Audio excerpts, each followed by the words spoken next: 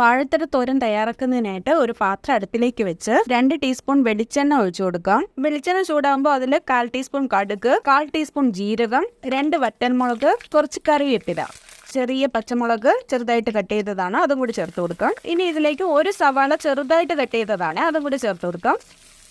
ഇതൊന്ന് ഇളക്കി കൊടുക്കാം. ഇനി ഈ സമയത്ത് ചെറുതായിട്ട് അരിഞ്ഞ വാഴത്തട ഇട്ട് കൊടുക്കാം. ഇത് റൗണ്ടായിട്ട് കട്ട് ചെയ്തിട്ട് നാരെല്ലാം കളഞ്ഞ് ചെറുതായിട്ട് കട്ട് ചെയ്തെടുത്തതാണ്. ഇത് കട്ട് ചെയ്തിടുമ്പോൾ കുറച്ച് തൈര് ഒഴിച്ച് വെള്ളത്തിലിട്ടാൽ ഇത് കറുക്കാതെ കിട്ടും, ഇതുപോലെ കിട്ടും. ഇത് ഈ ഒരു പരുവത്തിന് വേണം കട്ട് ചെയ്തെടുക്കാനായിട്ട്. ഇനി ഇത് നമുക്ക് ഇതിലോട്ട് ഇട്ട് കൊടുക്കാം, നല്ലപോലെ ഇളക്കി കൊടുക്കാം. ഇനി ഇതിലേക്ക് 1 ടീസ്പൂൺ ഉപ്പ് ചേർത്ത് കൊടുക്കാം. ഒന്നുകൂടെ മിക്സ് ചെയ്ത് കൊടുക്കാം. ഇതിൽ നിന്ന് വെള്ളം ഇറങ്ങും, വാഴത്തടയിൽ നല്ല വെള്ളമുണ്ട്, അതുകൊണ്ട് വെള്ളമൊന്നും ഒഴിച്ചേണ്ട ആവശ്യമില്ല. ലോ ഫ്ലെയിമിൽ തന്നെ വെച്ചാൽ മതി.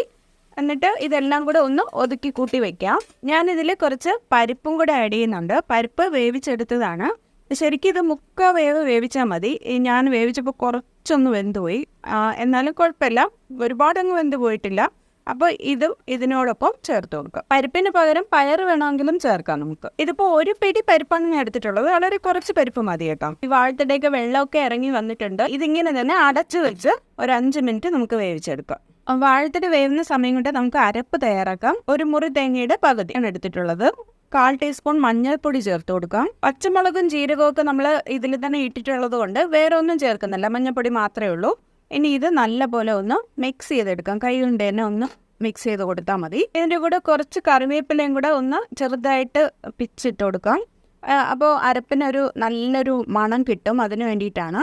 എന്നിട്ട് ഇതെല്ലാം കൂടെ ഒന്ന് മിക്സ് ചെയ്ത് കൊടുത്താൽ മതി. ഇത്രയും മതി, അരപ്പ് തയ്യാറായിട്ടുണ്ട്. വാഴത്തട ഇപ്പോൾ വെച്ചിട്ട് 5 മിനിറ്റ് ആയിട്ടുണ്ട്. നമുക്ക് നോക്കാം. ഇതിൻ്റെ വെള്ളം എല്ലാം വറ്റി വന്നിട്ടുണ്ട്. ഇനി നമുക്ക് നമ്മൾ തയ്യാറാക്കി വെച്ചിരിക്കുന്ന അരപ്പ് ഇതിൻ്റെ മേളിലോട്ട് ഇട്ട് കൊടുക്കാം. ഇത് ഒന്നുകൂടെ ഒന്ന് ഒതുക്കി കൂട്ടിയിട്ട് ഒരു മിനിറ്റ് മതി. 1 മിനിറ്റ് ഒന്ന് അടച്ചു വെച്ച് ആ അരപ്പൊന്ന് വേവാനായിട്ട് വെയിറ്റ് ചെയ്യാം. 1 മിനിറ്റ് ആയിട്ടുണ്ട്. നമുക്ക് തോരൻ എന്തായാലും നോക്കാം. ഇപ്പോൾ വാഴത്തടയിൽ വെള്ളം എല്ലാം വറ്റി നല്ല പാകത്തിന് വന്നിട്ടുണ്ട്, നല്ല വെന്ത് കിട്ടിയിട്ടുണ്ട്. ഇനി ഇതെല്ലാം കൂടെ ഒന്ന് മിക്സ് ചെയ്ത് കൊടുക്കാം. ഈ സമയത്ത് ഉപ്പൊക്കെ പാകത്തിനുണ്ടോ എന്ന് നോക്കണം. ഉപ്പ് കുറവാണെങ്കിൽ ഇട്ട് കൊടുക്കാം. ഇപ്പോൾ വാഴത്തടയിലേക്ക് ഒരു നല്ല മണം വരുന്നുണ്ട്. അപ്പോൾ വാഴത്തട തോരൻ നല്ല പാകത്തിന് വന്നിട്ടുണ്ട്. കണ്ടോ, വാഴത്തടയെല്ലാം നല്ല പോലെ വെന്ത് കിട്ടിയിട്ടുണ്ട്. ചോറിൻ്റെ കൂടെ വിരവി കഴിക്കാനായിട്ട് നല്ല ടേസ്റ്റ് ആണ്. ഈ ഒരു കറി മാത്രം മതി ചോറുണ്ണാനായിട്ട്. അപ്പോൾ സ്റ്റൗ ഓഫ് ചെയ്യാം. ഇനി ഇത് വിളമ്പുന്ന പാത്രത്തിലോട്ട് മാറ്റാം.